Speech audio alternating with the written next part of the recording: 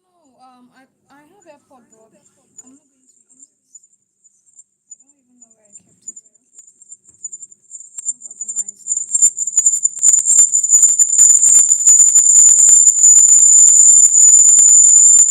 Hi, welcome.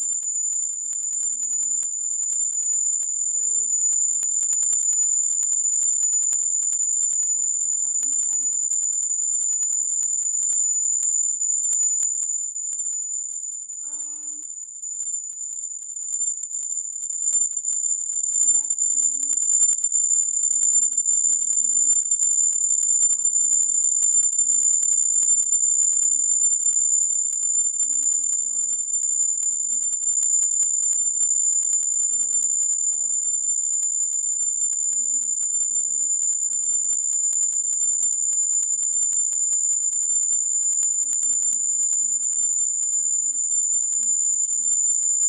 And here with me is a friend and colleague, which she's gonna also introduce herself to us. So, before we begin, we want to talk about healing parent-child trauma, which is very, very, very important in our today's life we are.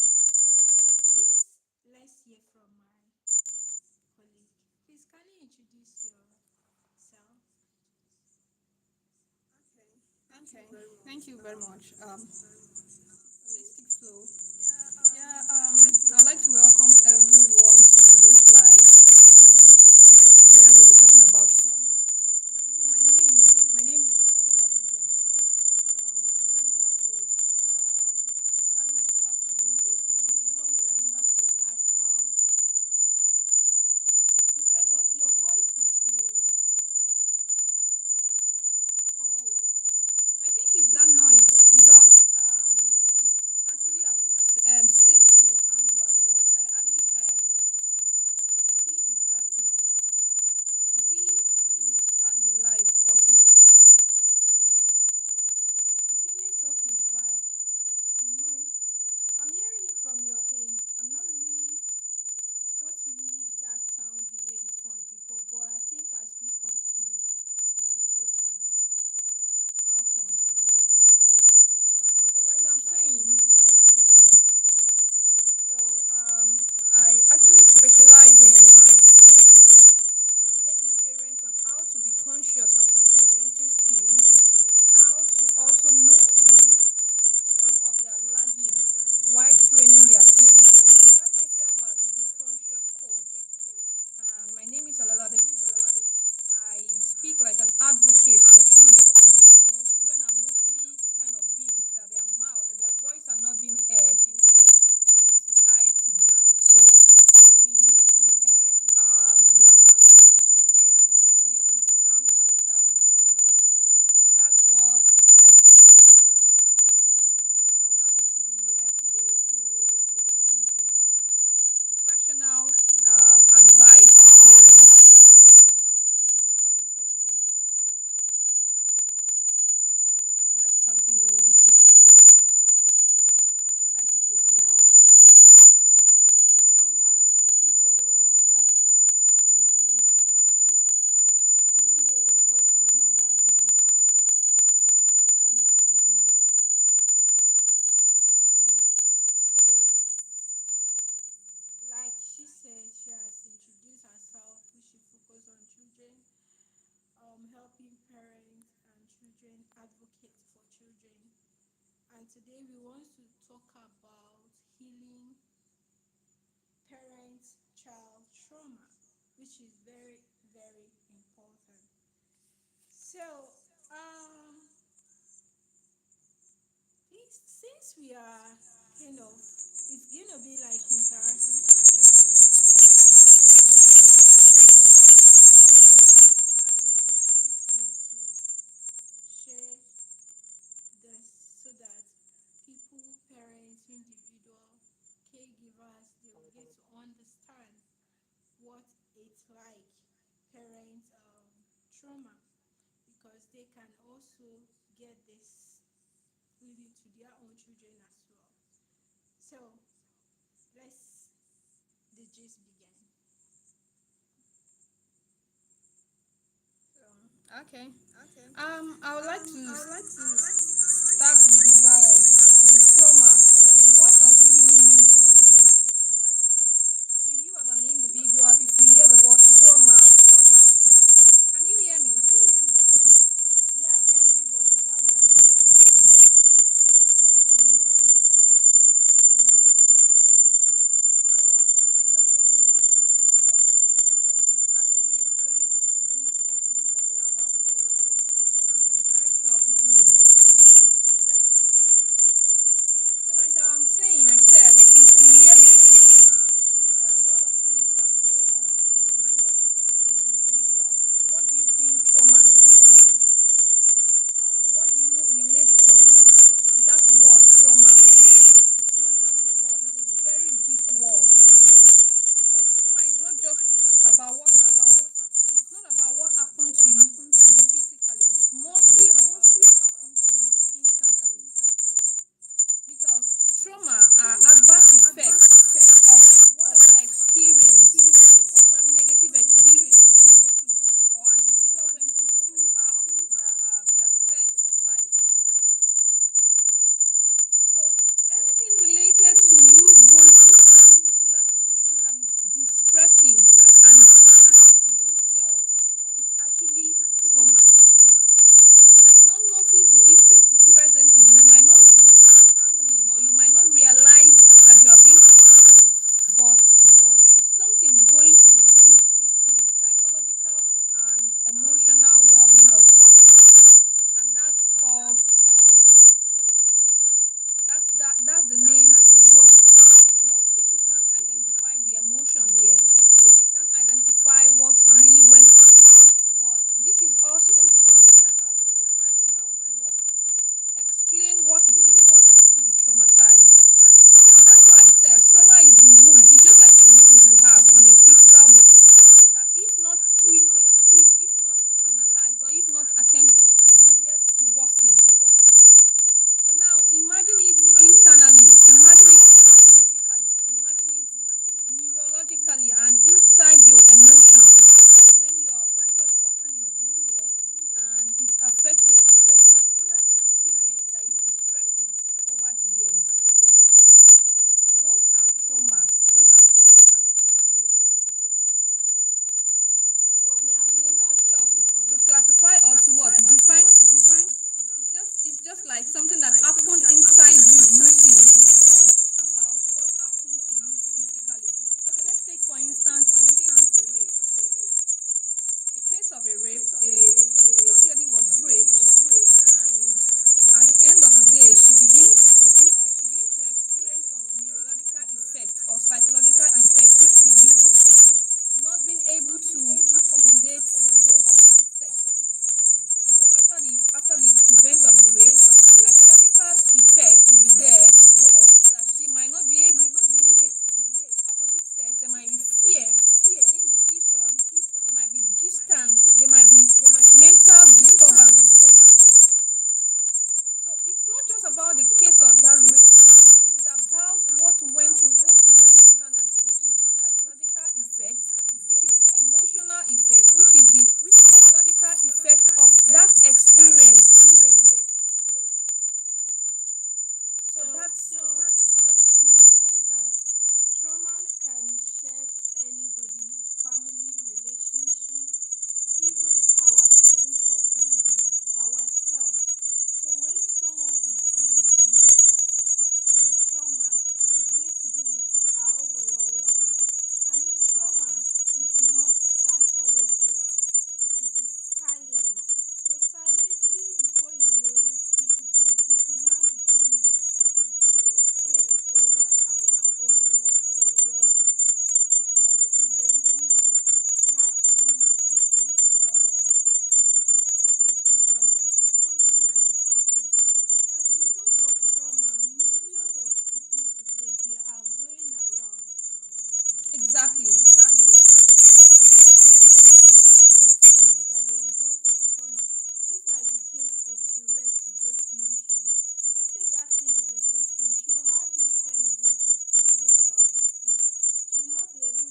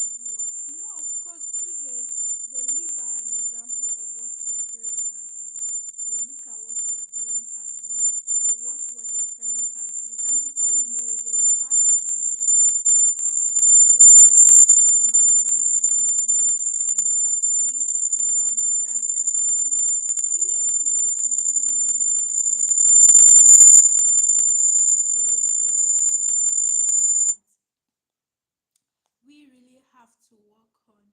Oh my god, I think network just threw her off.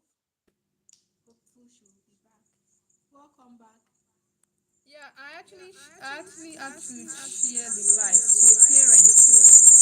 Oh, I'm sorry. So yeah, we need to really this topic is very huge that we have to talk about. But just like we said that trauma is not loud, it is always very silent.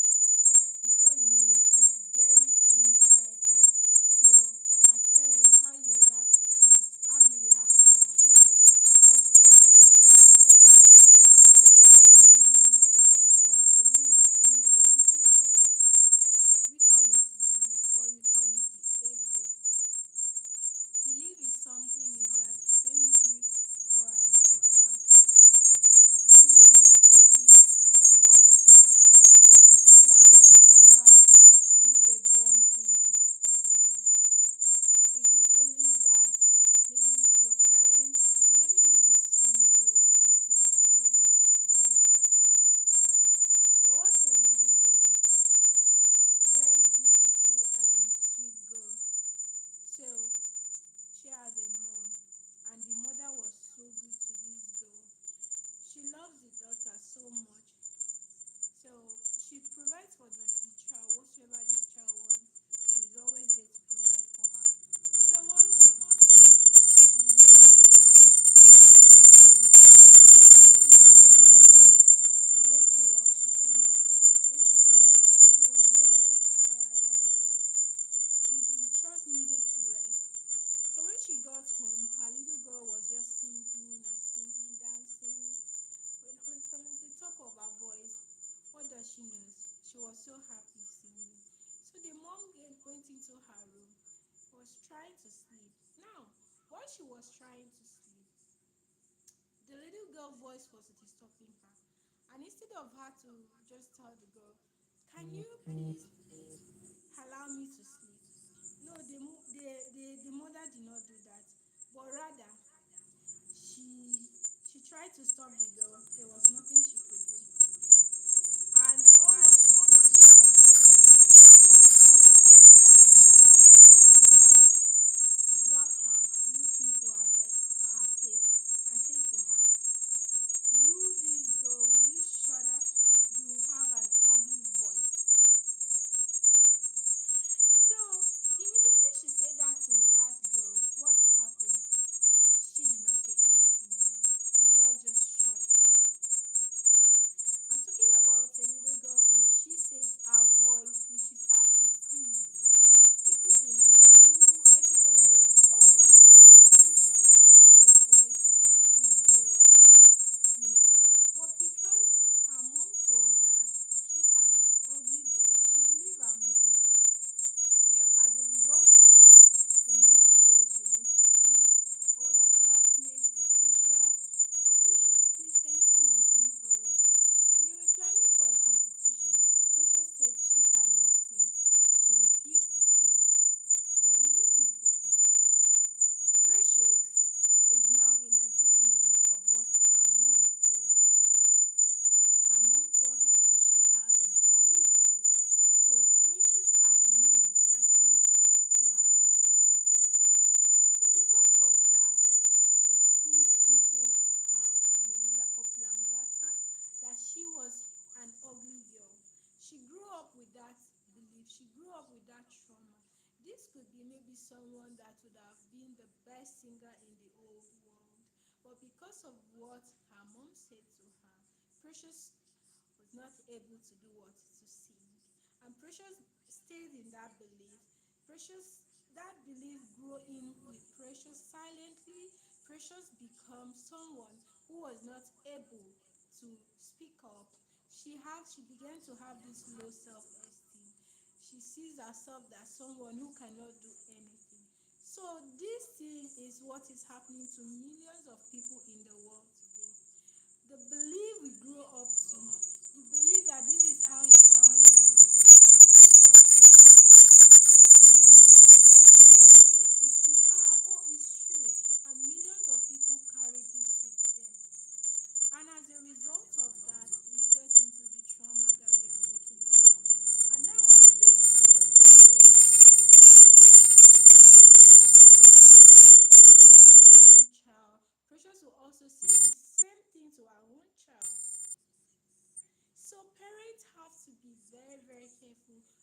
words we use to these children, because what you say to them immediately it will go into their master blueprint. There's no how they'll be able to work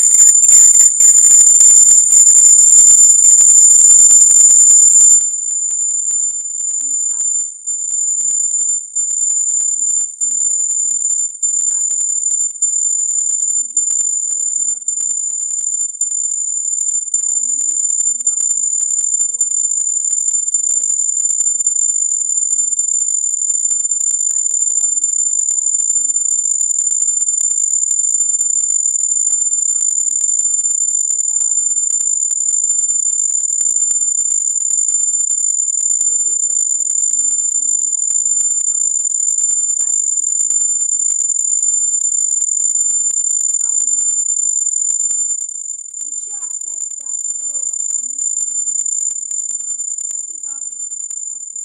And she may stay for the rest of her life without applying anything called makeup on her face again. The reason is because her best friend told her that once she puts on makeup, it makes her look ugly. So the belief that we carry out every time has a greater and impact effect in our life, even though it will not pop up immediately, but silently it will be buried in our own life, that tomorrow this thing will start manifesting.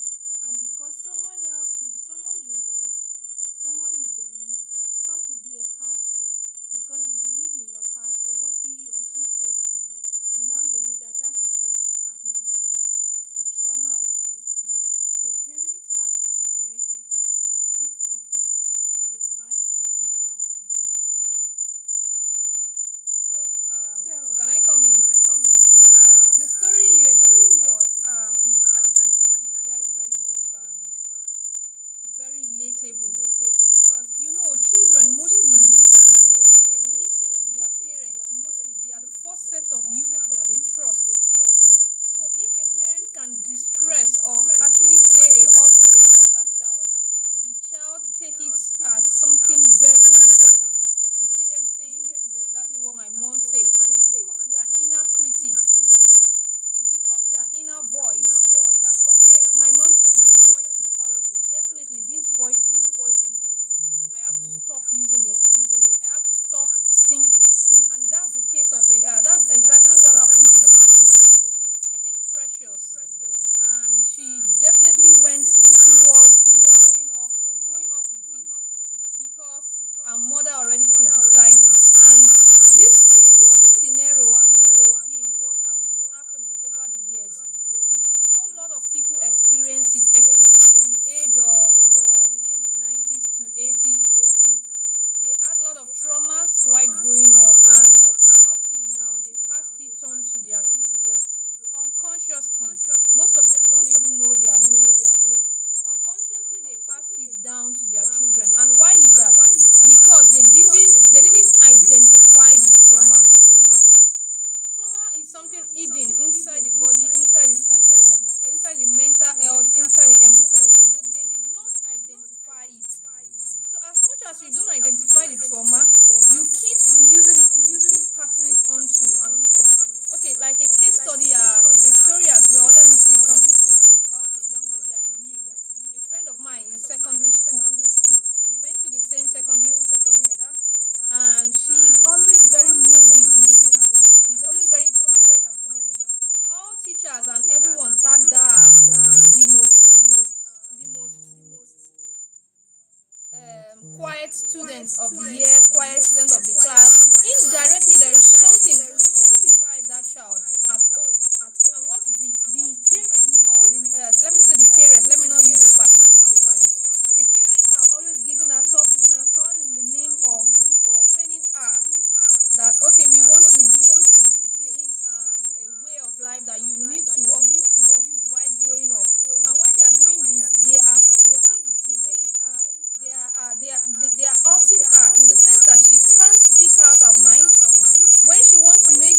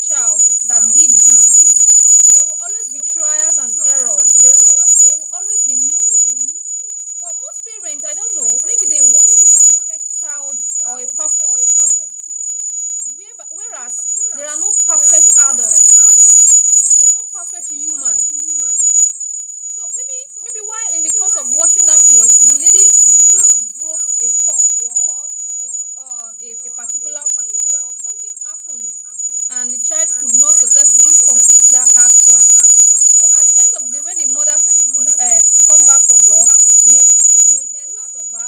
Okay, because we asked you to wash plates, because we asked you to do this. They never appreciate that point of taking up that responsibility of washing that plate and doing all what she was asked to do. So because of that, she hurt herself inwardly. She became so lonely. She now lived in a world of her own. She no longer interacts in the class. She doesn't talk at home as well, but she's a quiet girl. She's a shy girl.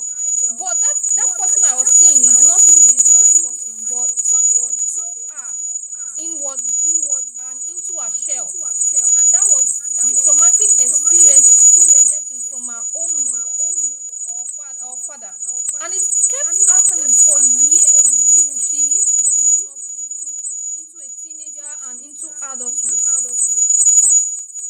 So at a point she felt that she wasn't loved at home. They don't love her. In fact, she questioned. It came to a point that she started questioning that, are you sure these are my parents?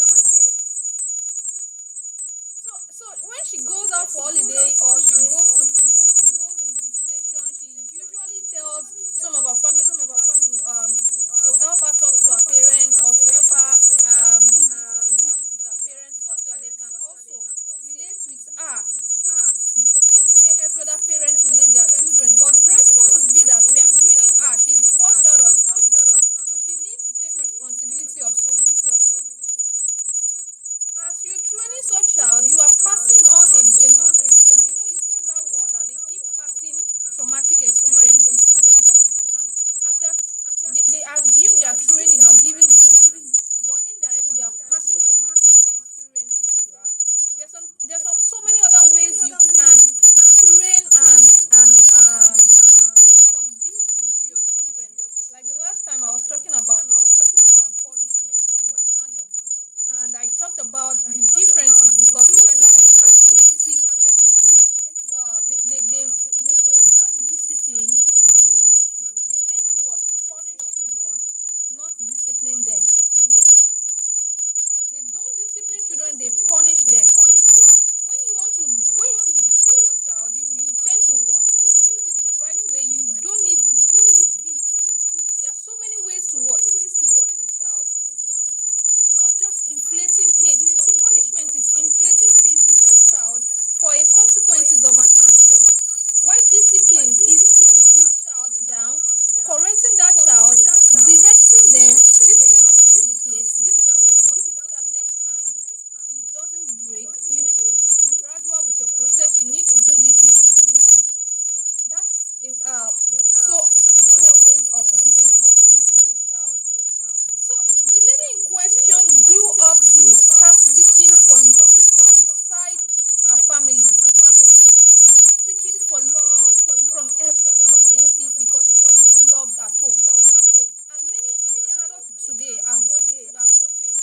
They are seeking for love outside. Most of them don't even love themselves, because they don't even know what love is, because it wasn't shared at home. So they begin to look for love. If they see someone, maybe a particular person that pretended to love them, they finish up to that person. They want to get close. They want to please that person. They begin to please such person so that the person does not leave them. And this was the case of this young lady.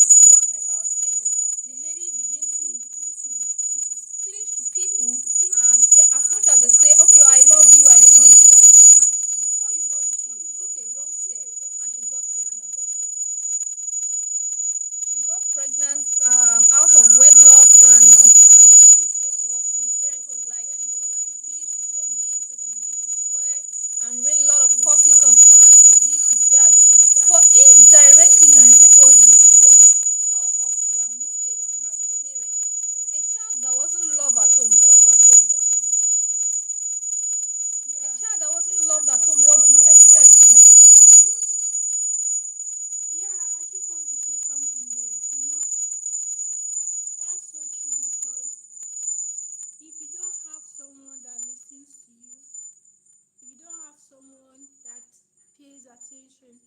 someone that you share your problem to without judgment, the person judging you. And then eventually you found someone that can actually give you a shoulder to cry on. You will always Exactly. want to go back to that person so that you Even if the person always is sugarcoating. they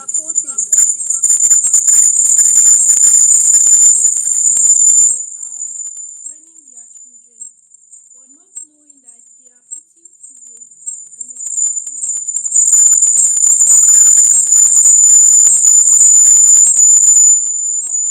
Instead of your child to be endeared to you, your child will not be afraid to share what is bothering her to you. This happens a lot. I also have there's a child like that. She walked up to me.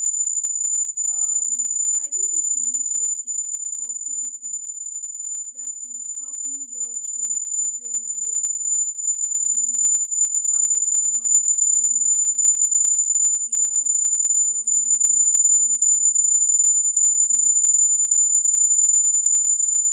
So I do that too, and then I go to slum area, share sanitary products to those who want to go through.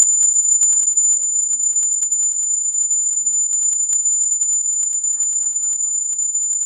She said her parents, rather, she said she don't have father,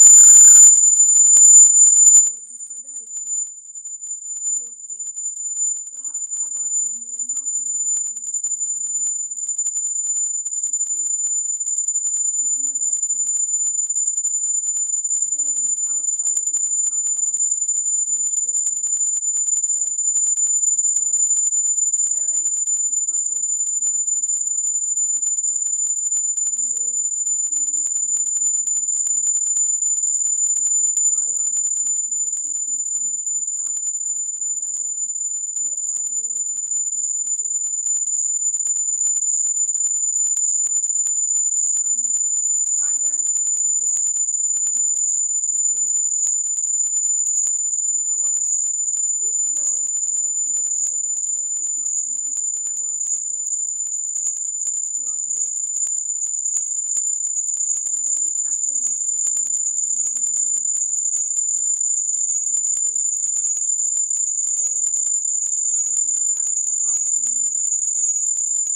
She said that it is from where at school, that when her friends will be talking, talking about things, life, she always loves to go and sit down close to them to hear how they do their own, how they manage their own life and all that. I was crying inside me, like, what on earth? So you are menstruating and your mom doesn't know that you are menstruating? She said yes. As her mom does not used to give her a listening ear. And unfortunately for her, at that age, the girl has already been molested by her uncle in the same house, but the mom doesn't know about it. So this is the reason why parents have to be very careful. The way you treat your child matters a lot, especially at that age. She needs you. She needs that tender voice. You don't just give commands. Don't just give instruction at home. Relate with her as if you are relating with your best friend, as if you are talking to your best friend. Because someday she will grow up to be just like an adult, like you. And what she learned from you, whatsoever that she is learning, that is what she will also use in her own life. So I wish some parents would understand that, because this thing is happening every day. You will surely see these things. What you are talking about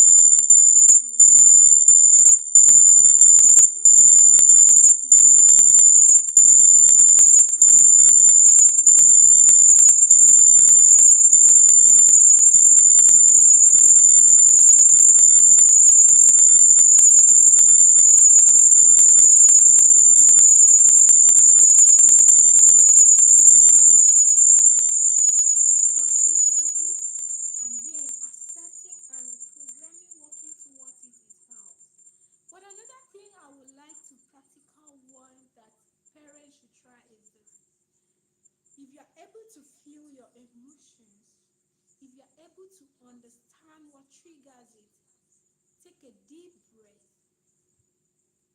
We call it breath work. It helps a lot. You can gently sit. You take a deep breath, breathe in for 4 counts, and let it go for 4 counts.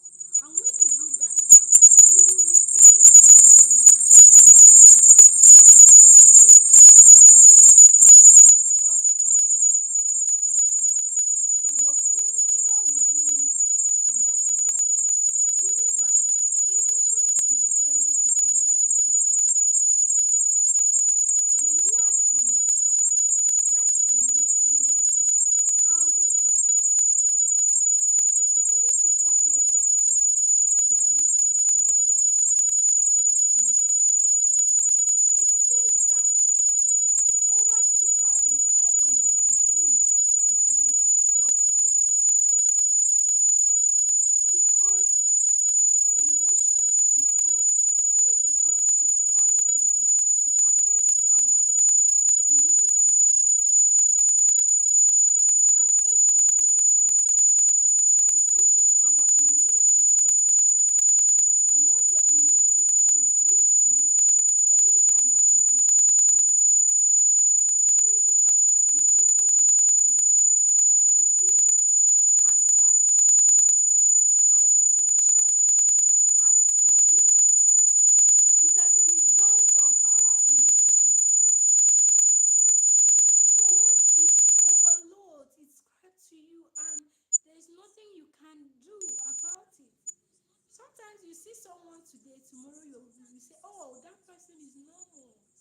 It's not like as if that thing just happened immediately, or that time and that person. Exactly.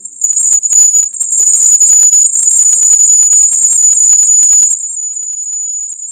Some will just neglect it. They'll rush to the counter, they'll take pain to leave, and they will go. Then your body will give you another sign. You refuse. Once the cells, the emotion crack, and you are not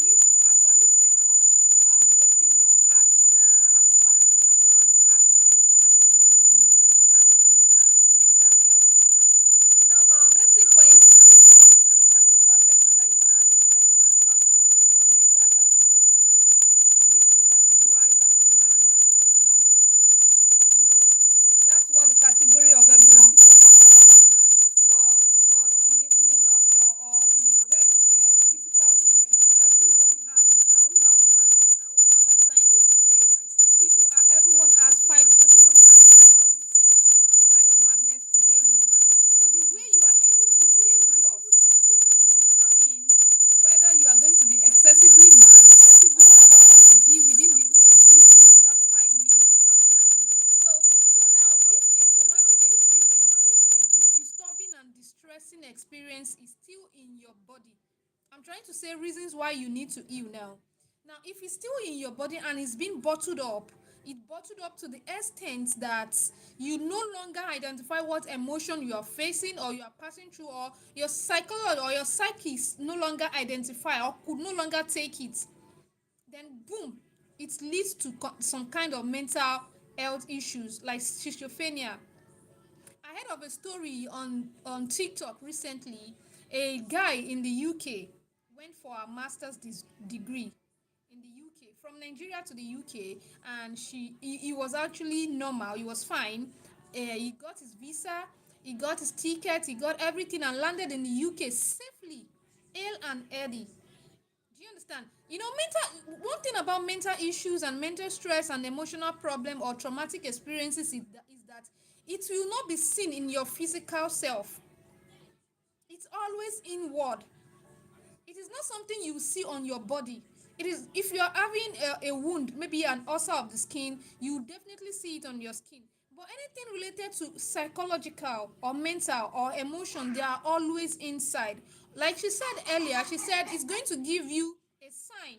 Your body will always give you a sign. But what if you can't identify that sign? What if you can't recognize this sign that this thing is giving you? What if you can't? That's why we are here as coaches, a professional, to what? Direct, to guide you, and also to safeguard you in some areas that if you are going through this and experiencing this, or you are always yelling, always shouting, it might be an adverse effect of a particular traumatic experience you have gone through. Now, back to my story. So this guy went to the UK for study master's degree. He landed and he was safe and fine. He started his course. He started his course successfully. Then while in the UK, they share apartments. So he could not afford staying alone. So he shared apartment with someone, a woman, just to make sure the bills are paid or shared evenly. They do that a lot outside country. You shared apartment with someone that not really necessarily someone you are very close to, but as much as you are a kind of an African or someone in that race, they accept you and share apartment with you. So they stay together, and I think he has been staying with this woman for a week or two. So one night, overnight, he just woke up and went to the woman's room. Maybe she forgot to unlock her door, I don't know. And he started stabbing this woman. Like real stab with a knife. He went to the kitchen, took a knife and started stabbing her. But luckily for the woman, she was able to scream out, drag, fight for her own life as well. She was fighting and screaming and doing all sorts, and other neighbors, maybe other flats, were able to, like, something is going on in this flat. If this screaming can continue for this long, there might be something wrong. And they called 991, and that was how the police came, and they were able to what, arrest that guy. So they took the guy to the hospital, and to not to the police station yet. Something about outside country is they don't really arrest you immediately. They want to know what went wrong in your mental health. Not just in our own country, maybe African. This is not to demean our country, but they are more in the Western world. They are more concerned about your mental well-being. So when they took him to the hospital, they test his brain, they test everything, and that was where they noticed he had schizophrenia. And when they asked this guy, why would you stab your co-flatmate, then he was like, he had a dream. He had a dream that the woman is having a strange power, that the lady is not, she's not real. What is that telling you? He started having hallucinations.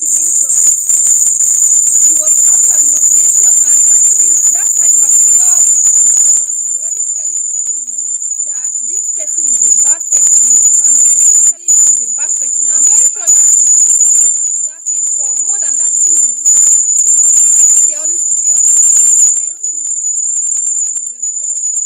No, they only spend 2 weeks. So he was taming himself. It's not even that woman. Sorry to come in there.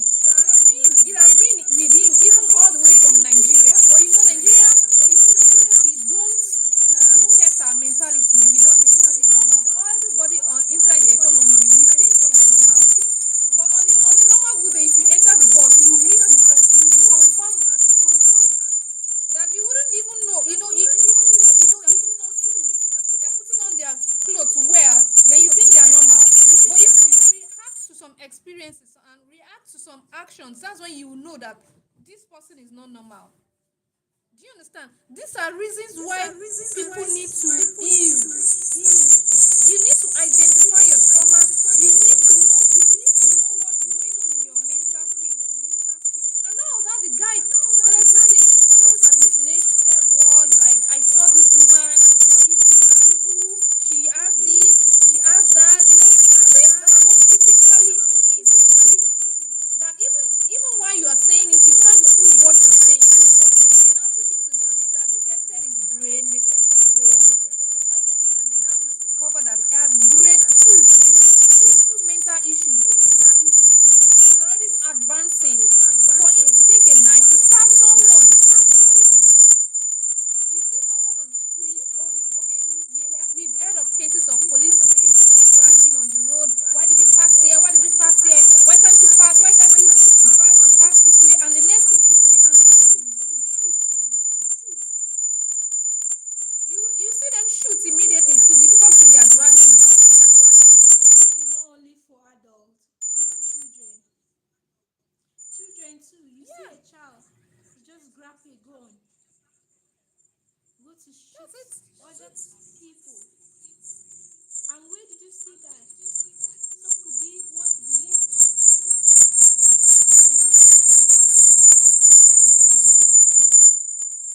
On social media. So this thing is, if we want to sit here and talk about trauma, mental health, emotion, we will not leave. But all we just have to do is for us to do what? To identify it, master it, understand it. What triggers you? How can you let go of it? How can you help yourself to understand when this thing is there? You are not running away from it. You acknowledge that it is there. But you now use another way in doing what? To recognize it, and then you let it go. That's true. So, If you want to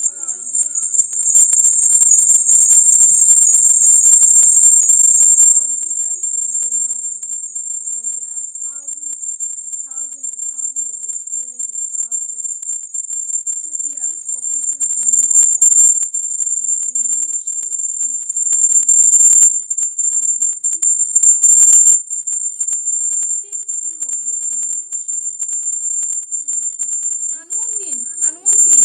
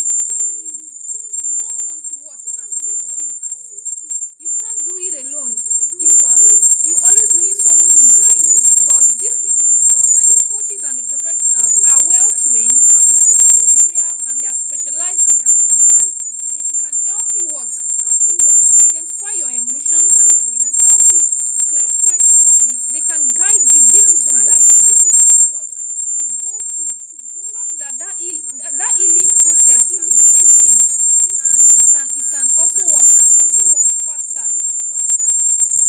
If it's even what you going to the hospital to get some drugs, there are some drugs they use for mental illness to calm themselves down. So if it's what you going to the hospital to get yourself drugs, attended to, what diagnosed, and it to be identified by professionals. These are reasons why we need. So holistic flow, do you still have some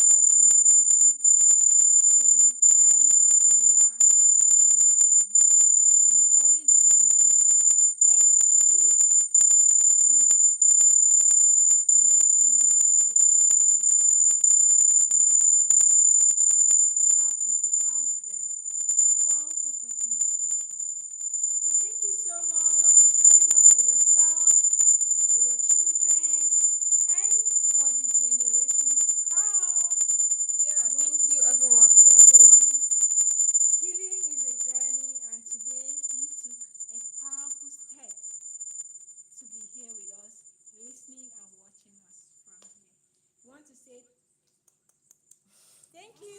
Yeah. We really love everyone. Thanks for coming and thanks for watching.